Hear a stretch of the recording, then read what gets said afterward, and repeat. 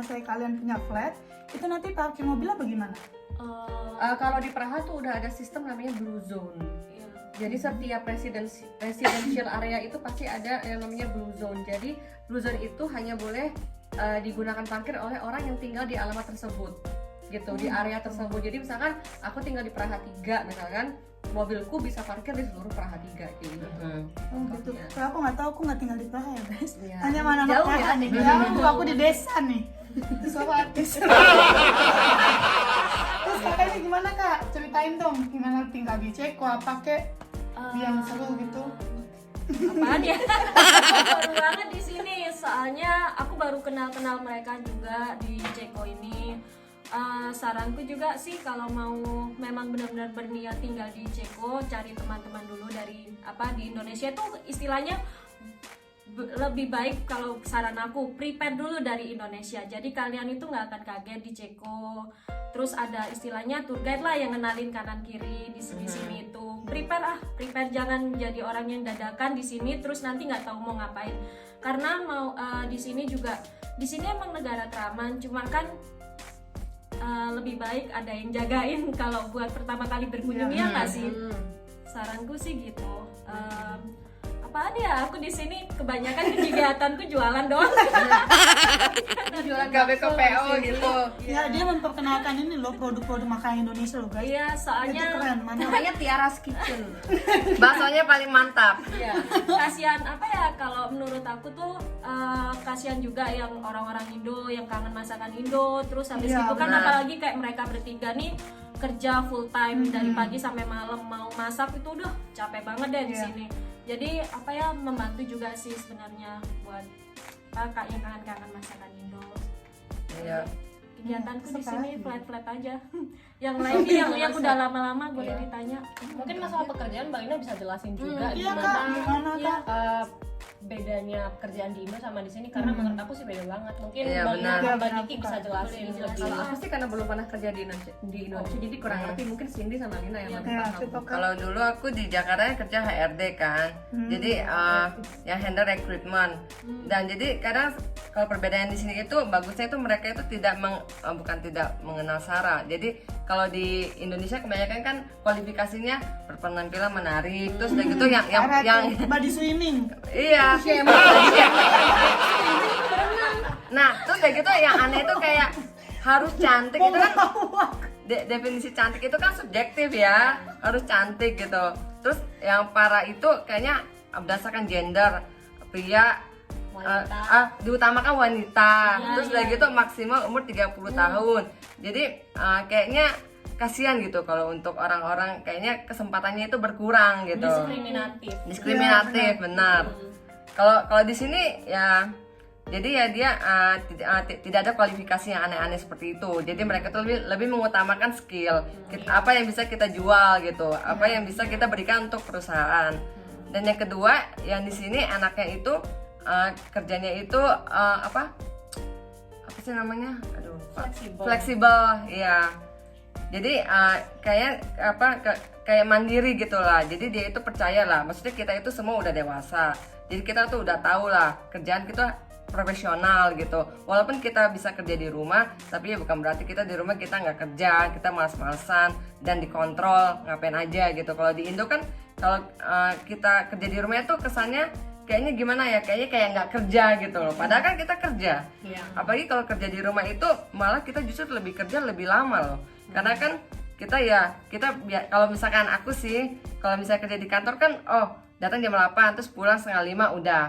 Karena kan dijemput suami juga. Kalau di rumah kan kita santai, di rumah ini nggak kemana-mana ini gitu kan. Iya. Justru malah kerjanya pun lebih lama gitu. Terus Pinter atur waktu. benar.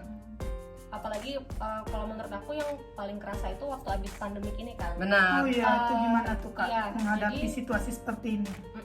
Jadi kalau di company aku itu syukurnya transisinya tuh cepet banget, karena ini pandemi kan kita nggak ada yang anticipate, nggak ada yang Iya, bilang mau ada pandemi nih. Kita nggak tahu ya. Kita nggak prepare sama sekali. Cuman yang aku salut banget sama company di sini, mereka tuh bisa anticipate bener-bener. Oke, kita harus tutup semua kantor, nggak boleh masuk ke kantor, semua akses kartu itu nggak dikasih.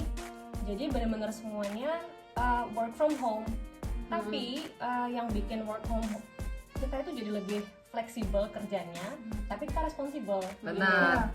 Jadi bahkan waktu kerja di office pun itu kita nggak tentu, oke, kamu kerja 8 sampai jam 5 itu kita harus tayang jam segitu. Betul. Kalau telat didenda Potong atau gaji, apa, potong gitu. gaji biasanya. Nggak ada kayak gitu. Jadi Benar. Di sini nggak ada ya guys. nggak ada. Benar. At least di company aku nggak ada. Jadi kamu nggak masalah datang jam berapapun, pulang jam Betul. berapapun, asalkan kerjaan kamu beres. Tapi biasanya gini sih dia, perusahaan itu misalkan ada jam 6:30 sampai jam 10. Jadi di antara jam itu kita boleh mulai kerja, tapi harus di kantor 8 jam ada gitu. yang ada core hours-nya gitu. Ya, balik lagi itu tergantung kebijakan perusahaan. Perusahaannya. Terus kalau menurut aku sih di sini kayak tadi work from home tadi hampir banyak perusahaan sudah punya sistem. Iya. Kalau yang aku lihat di Indonesia banyak banget nih perusahaan yang belum punya sistem work from home. Benar. Iya, Pada saat benar. ada pandemi mereka harus Tetap tutup harus ke company, kantor. mereka harus mulai apa namanya IT VPN dari awal, setting setting VPN buat buat employee-nya dari awal gitu loh. Karena mereka belum ada sistem work from home Iya, benar. gitu. Cuman satu yang menarik sih kalau kerja di sini, cutinya banyak, nggak kayak di Indonesia. Cutinya banyak banget. Cutinya cuma di Indonesia cutinya cuma 12 hari kan. Di sini sebenarnya kalau dasarkan undang-undang Ceko 20 hari 4 minggu. Cuman biasanya perusahaan di sini dia menambahkan tambahan 1 minggu sebagai Balik benefit lagi, gitu. tergantung Dari perusahaannya. company Iya, policy. benar. Ada yang 20, ada yang 25. Tapi tetapnya 20 hari kan juga lebih banyak pada 12 hari di Indo. Iya. Di Indo itu mau cutinya susah banget gitu. Iya. Iya, benar. Dan di sini ada juga yang sick days ya. Yang sick Iya, days. macam-macam. Banyak banget sih benefitnya di sini. Betul. Jelasin yang itu dong Kak, yang kalau melahirkan di sini dapat Oh, apa maternity. aja ya? Coba Iya. dong Itu aku dijelasin. juga nggak paham ya guys, karena aku baru di sini ya. Tolong Yang kakak maternity senior. leave. Itu gimana ya sebenarnya? Kalau maternity leave itu kita bisa sebagai wanita di sini yang sudah mempunyai permanent residence, kita bisa kalau kita hamil dan kita sudah bekerja selama 1 tahun, sudah bayar pajak selama 1 tahun, kita bisa mengajukan maternity leave, yaitu tidak bekerja pada saat kita setelah melahirkan selama beberapa waktu yang kita tentukan. Kalau dari pemerintah Ceko itu bisa dari 6 bulan sampai 3 tahun gitu. Dan dapat tunjangan dari pemerintah juga, biayanya sekitar 300.000 300.000 ya. korun kalau Iya, kemarin kita lihat di berita ya yang baru yang terupdate yang gitu. terupdate 300.000 sekitar 180 jutaan lah ya. 180 jutaan gitu. Wow, Itu untuk gede satu ya. anak. Dan kalau kamu pikir oh banyak banget ya, memang banyak, cuman kalau misalkan kamu cuti Benar. 3 tahun dan itu dibagi per bulan, paling kamu sebulan cuma dapat sekitar 5 jutaan gitu aja sih. 5 Oh, jadi jutaan. ada potongannya Iya. lagi ya. Which Itu is- nggak Bukan, semuanya. jadi Enggak, dibagi. 300.000 Oh, dibagi dibagi. selama kamu cuti Ambil kuliah, berapa? Cuti cuti hamil. kerja, cuti Which hamil. is less dari monthly salary kamu. Iya dong. Oh, Gitu. Itu lebih kurang. Jadi kalau kita pikir, wih enak banget dapat duit gitu. Kalau dipikir-pikir ya oke dapat duit, tapi kita kan nggak dapat salary gitu. Iya, benar. Karena kita nggak kerja kan. Gitu. Cuman ada beberapa perusahaan nih yang ngasih salary 60% selama 6 bulan. Ada gitu. Setahu aku company-ku kayak gitu. Jadi dia ngasih 60% gaji selama 6 bulan, habis itu nggak ada. Benar. Gitu. Jadi- Ada lagi yang ngasih full selama berapa bulan. Jadi tergantung company-nya lagi. Kebijakan perusahaan Beda-beda. masing-masing. Iya. Cuma tetap ada benefitnya. Oke, aku ada pertanyaan khusus nih, ini pribadi sih pertanyaannya. Misalnya gini kak, kita ini tinggal di Indonesia, kemudian kita pengen banget nih kerja di luar negeri. Sebelum kita pergi ke luar negeri tersebut, apakah kita sudah punya tempat kerja mana yang akan kita bekerja, atau kita belum punya apa-apa bisa langsung ke luar negeri untuk melamar kerja, atau gimana tuh?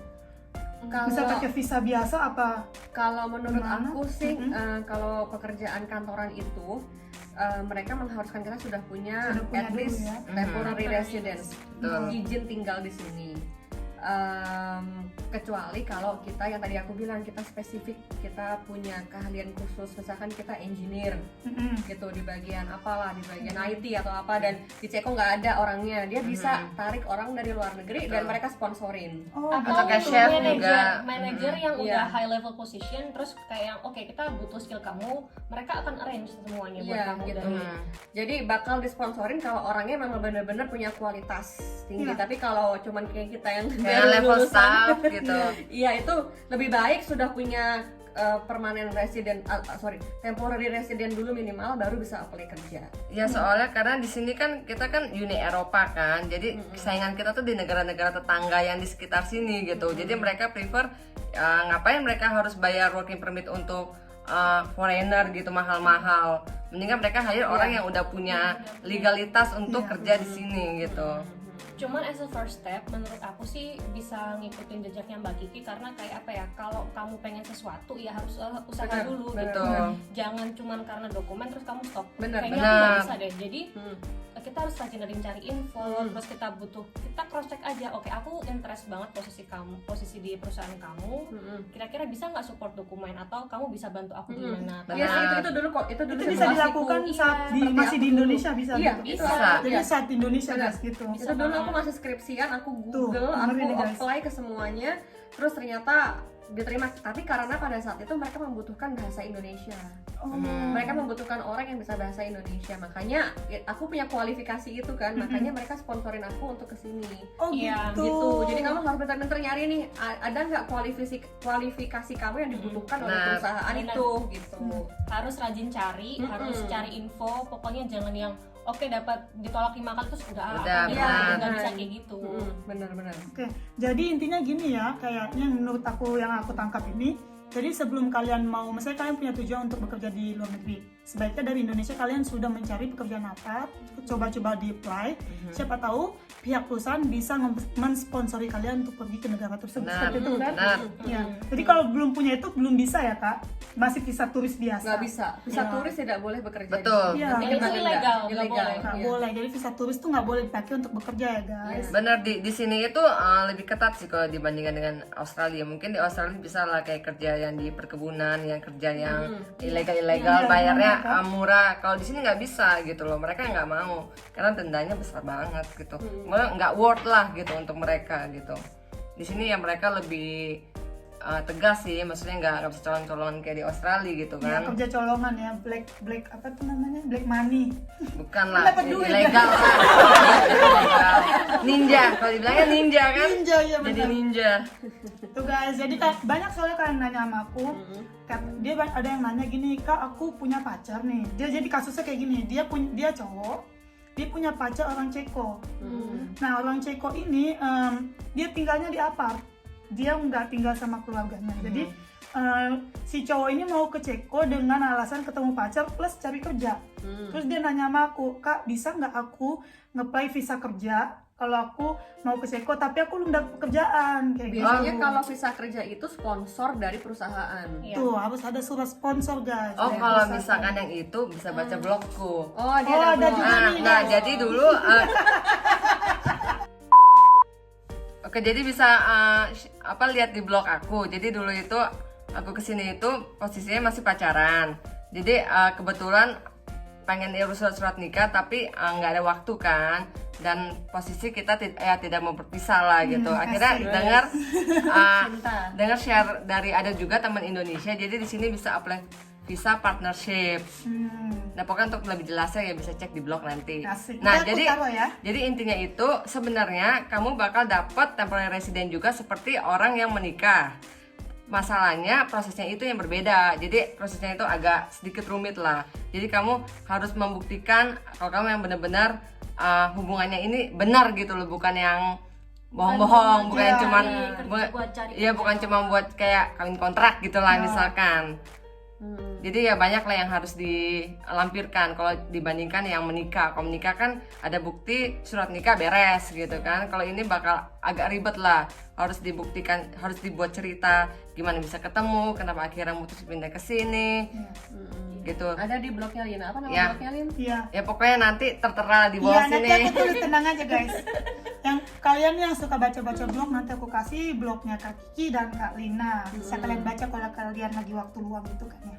Terakhir untuk penutup, aku mau nanya nih untuk kakak-kakak senior ini, apa saran kalian untuk teman-teman kita yang di Indonesia yang ingin mencari kerja di luar negeri itu apa ya kak sarannya untuk mereka? Mulai dari Kak Cindy mungkin ada sarannya? Jadi kalau menurut aku sih modal yang paling pertama adalah kamu mau usaha, kamu nggak apa-apa nggak tahu apa-apa, tapi kamu harus mau belajar gitu. Jangan sampai kamu udah nggak punya skill tapi kamu nggak mau belajar. Itu nggak usah kesini. Di Indonesia aja. Sampai di Indonesia aja. Terlalu merantau. Gitu, jadi intinya jadi versi terbaik diri sendiri dan jangan pernah berhenti buat memperbaiki diri. Nah, bagus sekali sarannya. Lanjut Kak. Kalau Kiki. aku sih bahasa ya, itu penting Ya. banget di sini. Bahasa Inggrismu pokoknya harus oke, walaupun ini bukan English speaking country, tapi Yes. kalau kamu mau apply di perusahaan, Inggrismu harus oke. Terus kalau udah nyampe sini harus mau belajar bahasa Ceko, karena itu akan memudahkan hidupmu sekali di sini. Walaupun kita prakteknya juga tidak seperti itu sebenarnya, cuman ini saran ya. Ya. Terus pokoknya ya harus mau banyak belajar. Ya benar. Lanjut untuk Kak Kalina gimana Kalau sarannya? aku sih yang namanya kita baru beradaptasi di negara orang, yang penting sih jangan nyerah aja sih. Ya. Pastilah ada pikiran kayaknya enaknya kerja di Indo lah, di sini susah lah ya. Yang namanya kita mulai di negara orang pasti kita bakal mulai dari nol ibaratnya kan. Ya yang penting semangat kita aja gitu loh. Dan balik lagi motivasinya tinggal di sini itu apa gitu. Ya, benar. Untuk Kak Tiara gimana sarannya? Aku yang lagi mencari kerja, aku lebih apa ya, pertama sih semangat aja, terus kedua punya modal yang bagus buat mencari kerja, dan yang ketiga jangan cuma cari kerja karena salary tinggi, tapi Ya, benar memang banget tuh. kalian harus apa ya, cari kerja tuh yang emang sesuai sama pengalaman kalian, supaya kalian ntar nggak kagok juga di perusahaan yang baru yang mau kalian tuju. Terus habis gitu apa ya, siap-siap aja lah, di dunia sini beda banget sama di dunia Indonesia pekerjaan tuh. Tanya aja kalau mau lebih lanjut, ntar bisa komen-komen lah, tanya-tanya gimana sih kayak di sini tuh apa experience-nya seperti apa. Karena Iya. tadi kan udah dijelasin lengkapnya kayak mereka yang udah kerja-kerja dulu tuh. Karena Iya. kalau ngomongin perbedaan corporate life Indo sama di sini Iya. tuh panjang banget. Mungkin Benar. Iya. next discussion bisa dibahas lebih detail lagi karena Betul. ini bener-bener yang banyak banget ya pembahasannya. Ya, benar. Oke guys, jadi gitu aja wawancara kita dengan teman-teman Indonesia yang kerja di Republik Ceko. Kita bisa sebut mereka sebagai diaspor yang mengharumkan bangsa kita di negeri orang. Seperti itu. Kalau kalian ada pertanyaan, bisa kalian komen. Oke, terima kasih banyak yang sudah meluangkan waktu untuk menonton vlog ini. Sampai jumpa di vlog selanjutnya. Bye! Hai. Ahoy! Bye.